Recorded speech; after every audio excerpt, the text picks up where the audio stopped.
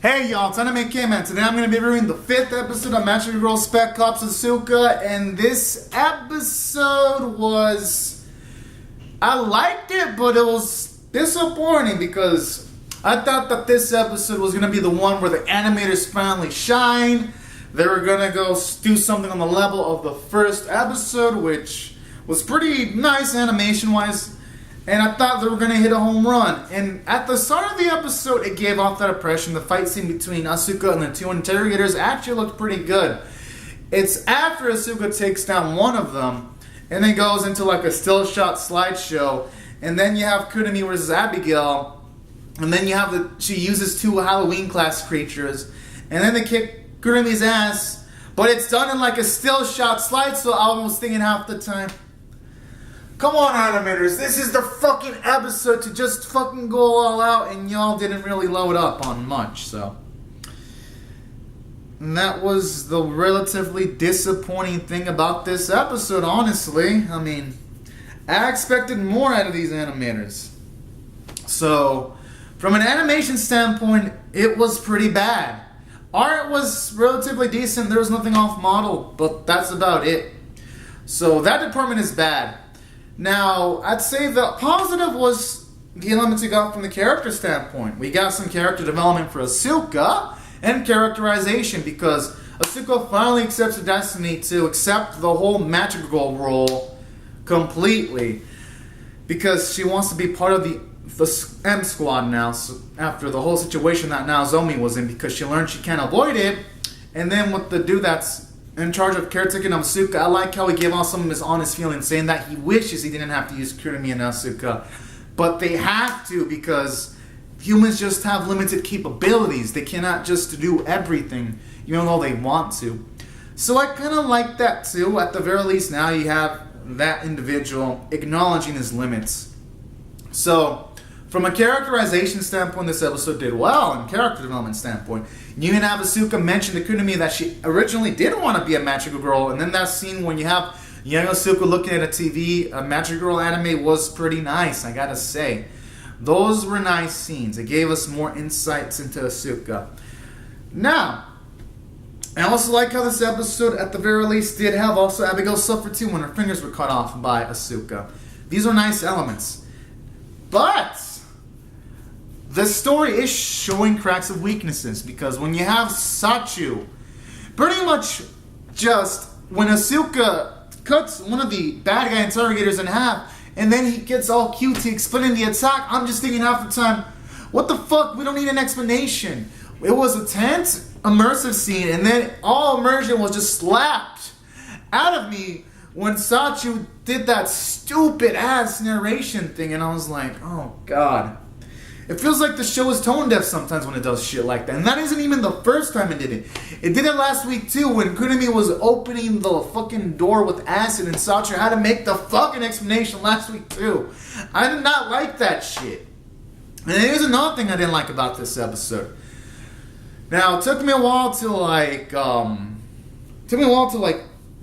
figure it out, but while watching the ending theme about during this episode, I was thinking, the Queen could have literally captured Asuka and fucking Kurumi in this whole fucking episode. Literally. I'm not even shooting you. There was a call.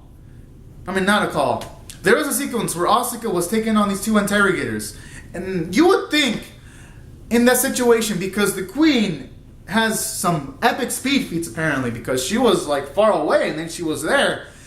And I would assume that the Queen, it makes you wonder, why didn't you just show up earlier to like help those two interrogators out and then capture Asuka alive and then go help out Abigail and then capture Kurumi alive? Literally, this episode brings up that possibility because you see her powerful, you see her pretty much put a barrier so that Asuka can't break, so obviously she's fucking overpowered. Seals up a lot of people because she's about to capture Asuka's about to capture Abigail, and at that point I'm thinking, what stops the Queen from killing all the other military officers, and then what stops her from pretty much trying to capture Kurumi in that moment? or any of that kind of shit. And it just kind of brings up a plot hole that cannot be ignored. I mean, it's just fucking there. So that was another thing I really didn't like about this episode. Even though it did have good elements. I mean, at the very least, you do get some Kunimi and Asuka bonding, and then the end sequence where, because Naozumi's memories are erased because she was traumatized, so Kunimi had to erase a week of memories so that she doesn't get stuck with PTSD about magical girls.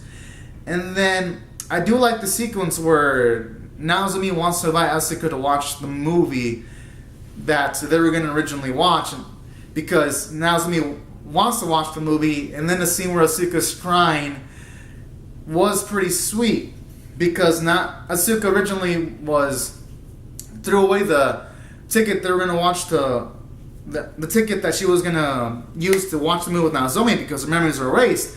To see Naozumi want to watch the movie and immediately think of watching it with Asuka despite her a week of memories being erased was a sweet sequence, and I did like the ending scene. So that's why the positives pretty much outweigh the negatives of this episode, and that's all rating above average score of a 6 out of 10. But what's worrying is we're already getting some fucking plot holes in this episode already. We're in the whole thing of bad guys not fucking showing up and taking care of business when they can easily take care of business and just fucking win instantly against the main protagonist. I hate that shit. This is on some... But you know what? Maybe the episode will just do it just once.